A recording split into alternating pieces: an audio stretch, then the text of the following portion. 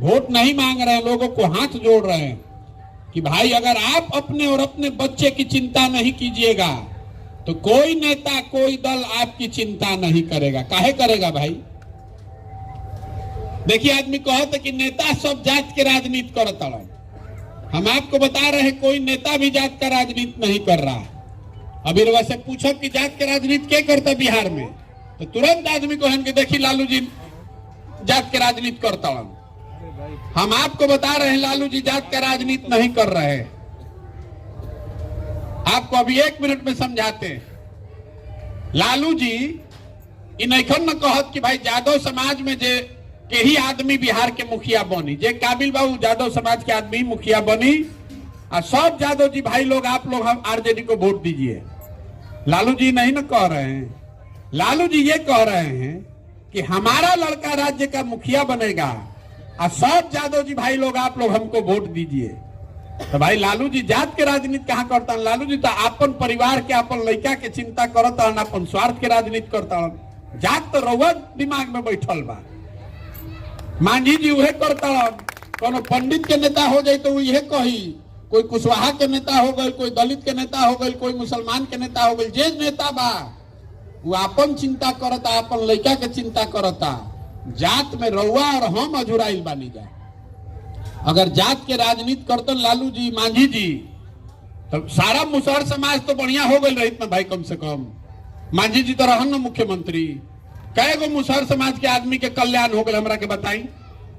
कई गो पंडित जी लोग सुधर गए, जगन्नाथ मिश्रा हो तो लालू जी के होखे से सब यादव जी सब मुसलमान भाई लोग अच्छा हो गए जा। जो नीचे गरीब है वो तो उसी दुर्दशा में जी रहा है। आपको इस दिमाग में चक्कर में घुसे हुए हैं जात के राजनीति, जात के राजनीति। बिहार में सारा दुर्दशा का कारण जात नहीं है खाली। देखिए बिहार में हमने के राजनीति के खूब समझ बा और कुछ एजा होके चाहे ना, जहां 4 आदमी बैठ जाए बिहार में, घर में, दलान में, खेत खलिहान में, चौक चौराहा पर, चाय के दुकान पर, जहां 5 आदमी को बैठा दी वो राजनीति बतियाई। ए भाई बिहार में बड़ा भ्रष्टाचार बा, ए भैया इधर सड़क नहीं खे, नाली नहीं खे, गली नहीं खे, लड़कन के पढ़ाई नहीं खे, रोजगार नहीं खे, खेत में पानी नहीं खे, 2000 के धान रुपया 1500 में बेचता नहीं, 277 की यूरिया 500 में खरीदता नहीं, सब दिक्कत बा। लेकिन जहिया वोट होई तो सारा ज्ञानी आदमी ये सब बात भुला गई। वोट के दिन बिहार में आदमी के 4 गो बात याद बा। पहला बात भाई हमार जात का बा, आके हमारा जात के खड़ा बचल ओकरे के वोट दियाई। जिन जात से बच गइलन ओकरा के धर्म के नाम पर हिंदू मुसलमान भारत पाकिस्तान के नाम पर वोट लिया था। काल तक देख लो कब 2019 में आदमी संकल्प ले ले रहन के अब की हाली ना दे भाजपा के वोट। सांसद महोदय काम नहीं कैले। आ चुनाव के 2 दिन पहले 4 दिन पहले पुलवामा हो गई तो सब आदमी कहता अरे ऊपर देखा, ऊपर मोदी जी के देखा, जब पाकिस्तान हो गई, पुलवामा हो गई तो नली गली में जुड़ाई बड़ा, जल्दी चलो भाजपा के वोट दो। तो जो जात से बचल धर्म में फंस गई। जे दोनों से बच जाता तो कहता कि जायद भैया कतनो खराब बा न, हमने के कतनो दुर्दशा बा, रवा जानत नहीं कि न पहले लालू जी के जो अपराध वाला राज रहे ऊ ना चाही रे भाई। बाप रे बाप, 4 बजे आदमी सरे छोड़ के भागत रहे, घर में घुस के अपहरण होत रहे, गोली चलत रहे। तो काल तक रवा संकल्प ले ले रही कि अब की हाली है भाजपा के सांसद विधायक के ना जिताई। लेकिन फिर चुनाव के समय हल्ला हो जाई, अरे बाप रे बाप ललटेन जीतता, आदमी को छोड़ो भाई जौन बात बा एकरे के दो, ना तो फिर ललटेन आ जीत बड़ा दिक्कत बा। आ चौथा हमने के बारन जब मुसलमान भाई लोग ये लोग के दुर्दशा समझ जाए कि दलित के बाद बिहार में सबसे ज्यादा दुर्दशा मुसलमानों का है। सबसे ज्यादा गरीबी फटहाल बेदहाली मुसलमानों के बीच में है। लेकिन ये लोग कहते कि भैया हमने के जियल जाओ चाहे मरल जाए, भाजपा के ना वोट दिया। भाजपा तो मुसलमान विरोधी पार्टी बा। तो भैया बिहार में बचल के, बिहार में तो 2 गो न दल बा, एगो मोदी जी के भाजपा, एगो लालू जी के ललटेन। नीतीश कुमार बेचारे के तो पते नहीं कि कभी ललटेन पकड़ के लटकल बांध, कभी कमल के फूल पर बैठ के पाव रखा। तो मुसलमान कह रहा है कि जिए चाहे मरे, भाजपा को दे नहीं सकते हैं तो ही ललटेने लौकता तो यही में हमने के किरासन तेल बत्ती बन के जरल जाए। आप ईमानदारी से रवा सब बताई जाए, यही 4 चीज पर वोट दिया था भैया, तो काहे के माथा पीटता नहीं रवा झूठो के भैया शिक्षा सुधारी, ए भैया भ्रष्टाचार कम करी। अरे तो रवा के हमू कहता नहीं, ए भैया वोटवा ठीक से दी। जब आप वोट ही नहीं दीजिएगा ठीक से तो भैया सुधार दिया ना, बहिना जी सुधार दिया। आदमी कहता कि प्रशांत किशोर आइल बान बड़ा होशियार बान, ई सुधार सकेलन। हम रवा के कहता नहीं, जे आवेला ये कहेला कि हमरा के वोट दे दो, हम अब की हाली आइब ना तो सुधार दे। तो हम रवा कह रहा बानी, अगर हमरा के रवा वोट दियो दे तो हमरा एगो प्रशांत किशोर छोड़ी 10 गो प्रशांत किशोर आदि हम तो कोई सुधरे वाला नहीं के। जब आप सुधरने के लिए तैयारे नहीं हैं तो प्रशांत किशोर सुधार दिया। बिहार के जनता के प्रशांत किशोर सुधार सकेलन, ये नहीं सुधरने वाला है। कि आप जगने के लिए तैयारे नहीं है। हम चलत नहीं रास्ता में तो आदमी कहता के भैया रवा संगे तन मन धन से बानी, तो हम हाथ जोड़ी ला पहले कि हमारा संगे मत हो कि रे भाई।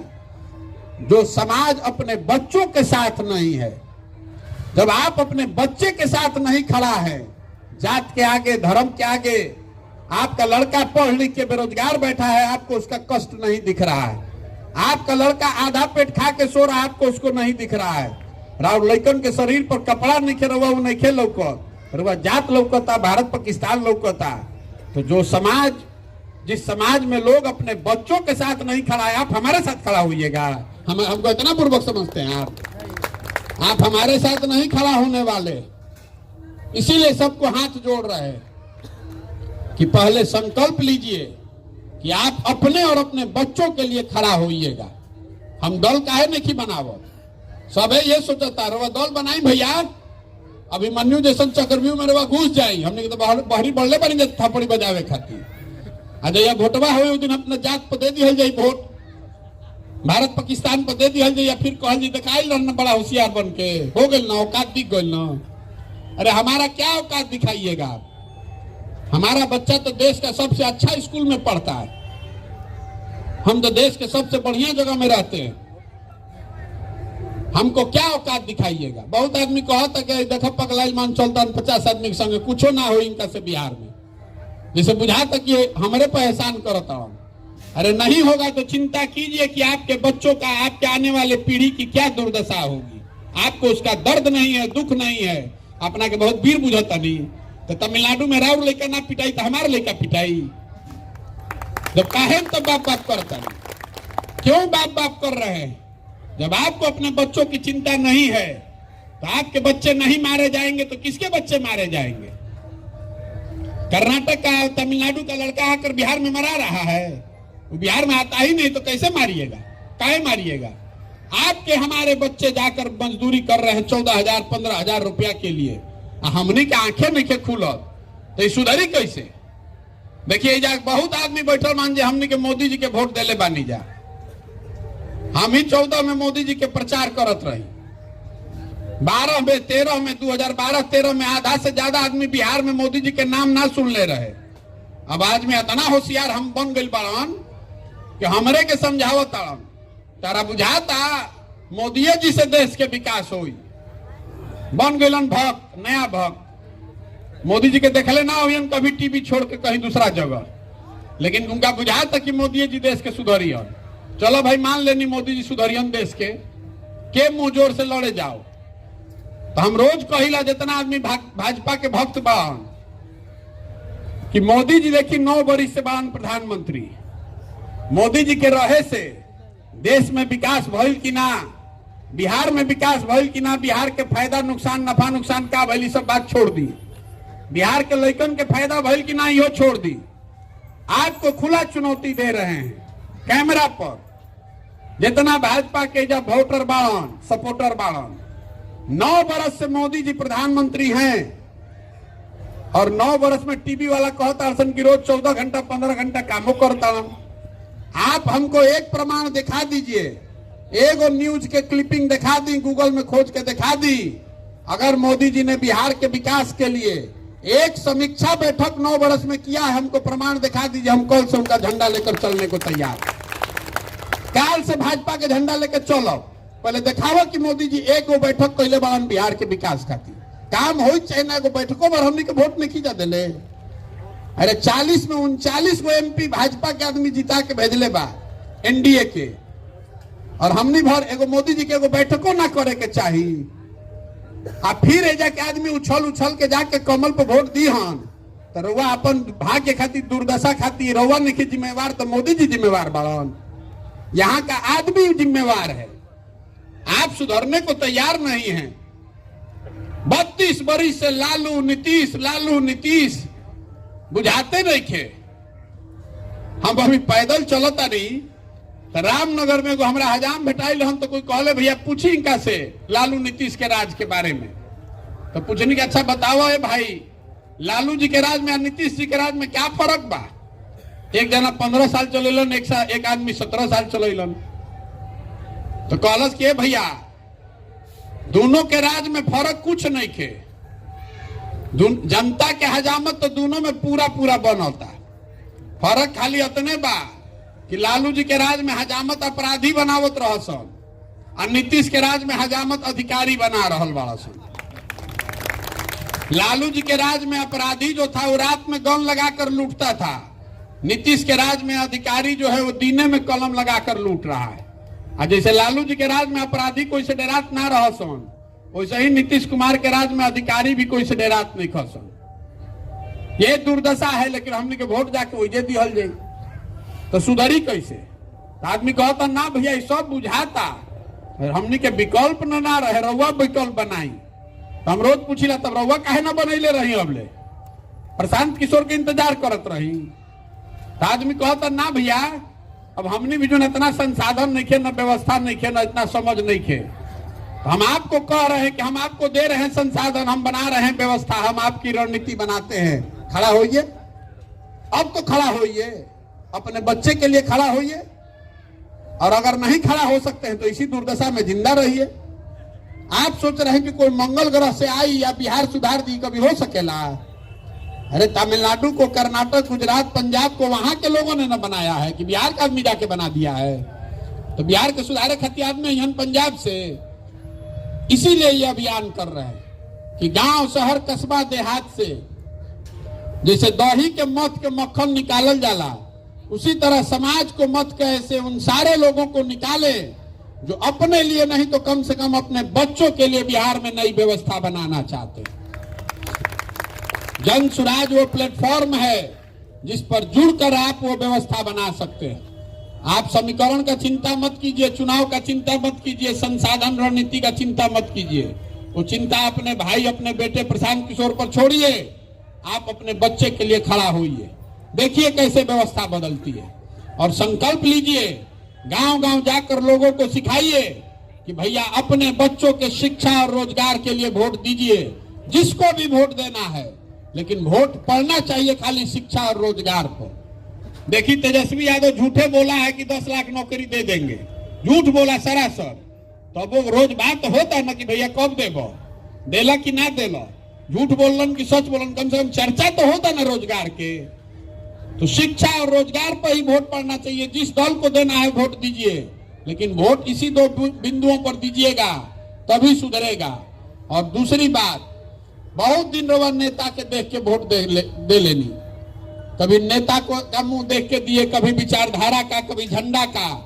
एक बार अपने बच्चों का चेहरा देखकर वोट दीजिए। संकल्प लीजिए कि अगली बार वोट अपने बच्चों के नाम पर देंगे और उनकी शिक्षा और रोजगार के लिए देंगे। देखिए बिहार के सुधरने की शुरुआत हो जाएगी। बात समझ में आए तो इससे जुड़िए, और न समझ में आए तो जेकर झंडा लेकर चलता नहीं, ओकर झंडा लेके चलत रही, आ गाना गावत रही, या खेत खलिहान में दलान में बैठ के बतियावत रही, उसे बिहार सुधरे वाला नहीं सुधर सकता है।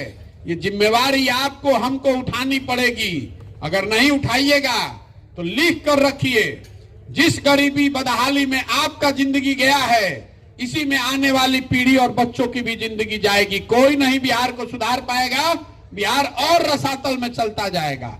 जेकरा भी तनको मन का साधन होई, वो बिहार छोड़ के भागी, कोई पढ़े खाती भागी, कोई रोजगार खाती भागी। बिहार में खाली अक्षम और गरीब अनपढ़ बेरोजगार मजदूर लोग रह जाएंगे। इसलिए इस प्रयास को अगर जिंदा करना है, बिहार को जिंदा करना है, तो सबको आदमी को खड़ा होना पड़ेगा। यही पूरा अभियान है जन सुराज का। हम अपनी ओर से प्रयास कर रहे हैं, शुद्धता और ईमानदारी से जितना हो सकता है। आपको भी आह्वान दे कर रहे हैं, आपको भी खड़ा होना पड़ेगा। खाली प्रशांत किशोर के काम नहीं थे, आपके भविष्य का सवाल है, आपके बच्चे का भविष्य का सवाल है। आपसे गलती जो पहले हो गई, आपके पूर्वजों से जो गलती अगर हो गई, तो अब आप खड़े होइए और संकल्प लीजिए एक बार कि भैया एक बार बिहार में अपने बच्चों के भविष्य के लिए वोट देंगे। स्वार्थी बनिए। पूरा देश में आपको कहा जाता है कि देश के नाम पर वोट दीजिए, विचारधारा के नाम पर वोट दीजिए। हम आपको कह रहे हैं कि सब कुछ छोड़िए, स्वार्थ देखिए, अपना और अपने बच्चों का स्वार्थ देखिए। अगर आपका बच्चा पढ़ेगा तभी ना आप देश का, आप समाज का चिंता कीजिएगा। पूरा बिहार में आदमी अनपढ़ हो जाएगा तो उसे देश मजबूत हो कि कमजोर हो। देश के आमदनी आदमी के बाद 1,45,000, हमनी के बाद 35,000, तो हमनी के देश के नीचे खींचता नहीं जा कि ऊपर बढ़ावता नहीं जा। जो व्यक्ति अपने और अपने बच्चों की चिंता नहीं कर सकता है, वो किसी समाज, किसी राष्ट्र की चिंता नहीं कर सकता है। तो आप एक बार स्वार्थी बनिए, अपने बच्चों के चेहरे को देखकर शिक्षा और रोजगार के लिए वोट दीजिए।